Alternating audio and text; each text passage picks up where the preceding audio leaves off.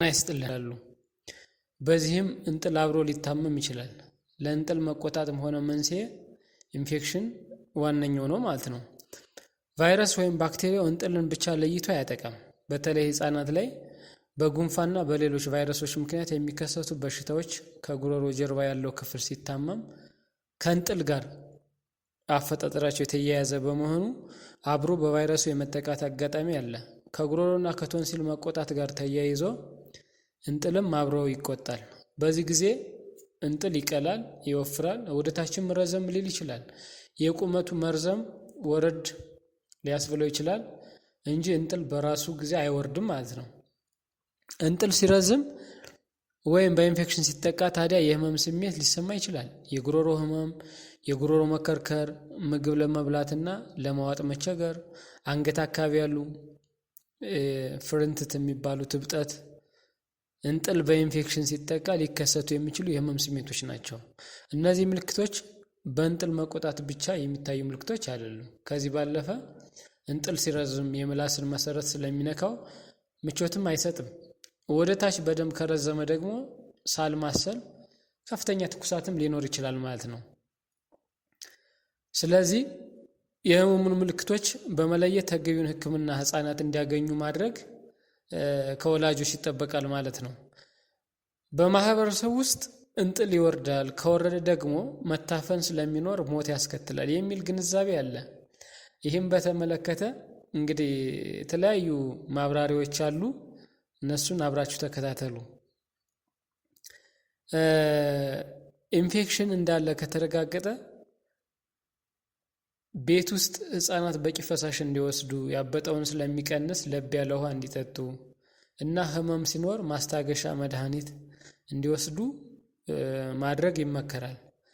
ከዚህ ባለፈ ደግሞ ህክምና ቦታ ከሄዱ በሐኪም የታዘዘ የህመም ማስታገሻ እሱንም ይታዘዛል። ይህን መውሰድ ያስፈልጋል ማለት ነው።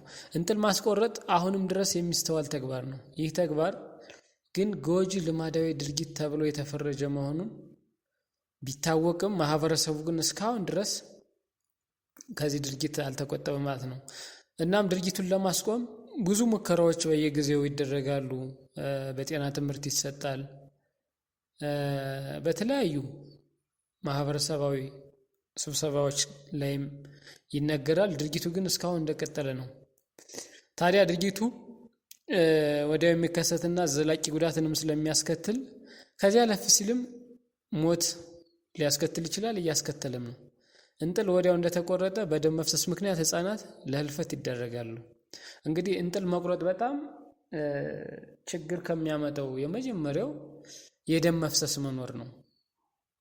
እንግዲህ እንጥል ብዙ ጊዜ የሚቆረጥ ባህላዊ ቤት ስለሆነ እንጥሉን መቁረጥ እንጂ ደም የሚፈሰውን አንደኛ የማስቆሚያ መድኃኒት የላቸውም። ሁለተኛ ደግሞ ይሄ የንጽህና ጉዳይ ስቴሪሊቲውም በራሱ በጣም ችግር ያመጣና ለኢንፌክሽንም ያጋልጣል። ስለዚህ ብዙ ጊዜ እንጥል ታሟል ተብሎ ከታሰበ ወይም ይወርዳል ብሎ ማህበረሰቡ እንደሚያስበው ካሰባችሁ ወደ ህክምና ተቋም ማምጣት የተሻለ መፍትሄ ይኖረዋል ማለት ነው። በባህላዊ ህክምና ቦታዎች እንደምታዘበው ባህላዊ ሐኪሞች ወረፋ ሲይዘው የበርካታ ህፃናትን እንጥል ይቆርጣሉ። ብዙዎች ደም ይፈሳቸዋል። ደም መፍሰሱ ካልቆመ ወደ ሐኪም ቤት ሳይደርሱ ሊሞቱ ይችላሉ። እንጥሉ ሲቆረጥ ሙሉ በሙሉ ከስር ጀምሮ ሊቆረጥ ይችላል። ይህ ደግሞ ሌላው ለተራዘመ ጊዜ የሚከሰተው የጤና ጉዳት ያመጣል ማለት ነው። በዚህም የላንቃ መከፈት ይፈጠራል። ላንቃ ላይ ጉዳት የሚደርስ ከሆነ ድምፅ ላይም ጉዳት ያደርሳል። የድምፅ ጥራት ችግር ያጋጥማል። ምግብ ደግሞ ወደ አፍንጫ ሊመለስ ይችላል ማለት ነው። ስለዚህ ትንታ የሚባለውም ሊኖር ይችላል።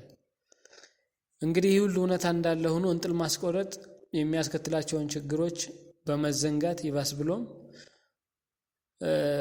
ስለ አስፈላጊነቱ የሚከራከሩ በርካታ ሰዎች አሉ። እንግዲህ እንጥል አሁን በተለይ እንጥል ማስቆረጥ በቃ የግዴታ እንደሆነ እየተቆጠረ ስለሆነ አንዳንድ ሰዎችም እንጥልን ያው ማስቆረጥን ኢንካሬጅ የሚያደርጓልና ይሄ በጣም ስህተት ነው።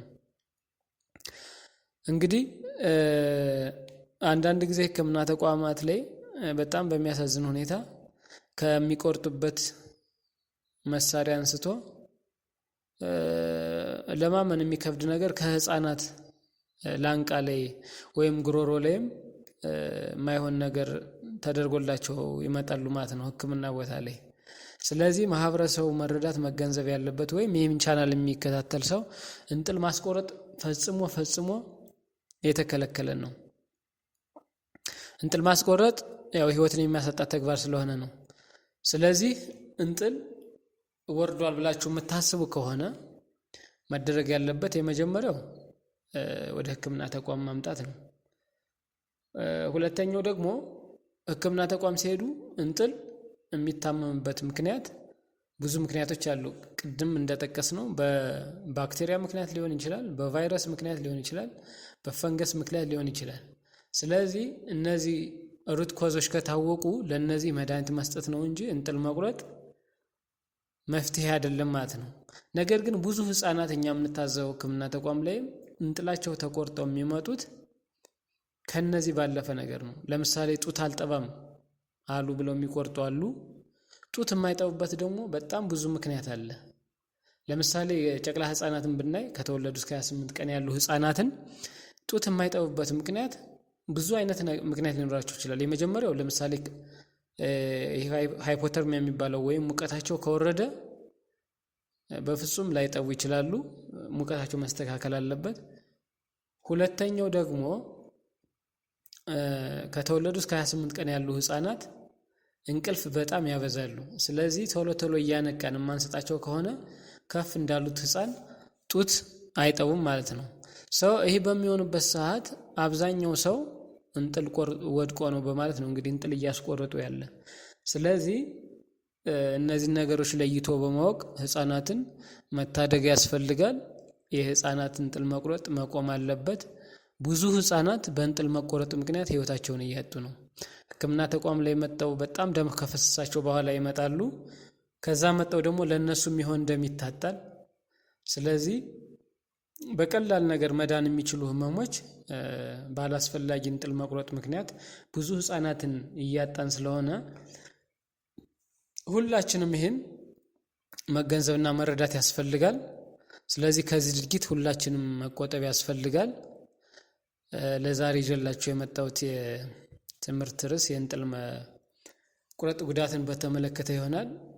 ተመልካቾች ሌሎች መረጃዎችም እንዲደርሳችሁ ሰብስክራይብ፣ ላይክ እና ሼር በማድረግ ኃላፊነታችሁን እንድትወጡ ስንል በትህትና ጠይቃለሁ። አመሰግናለሁ።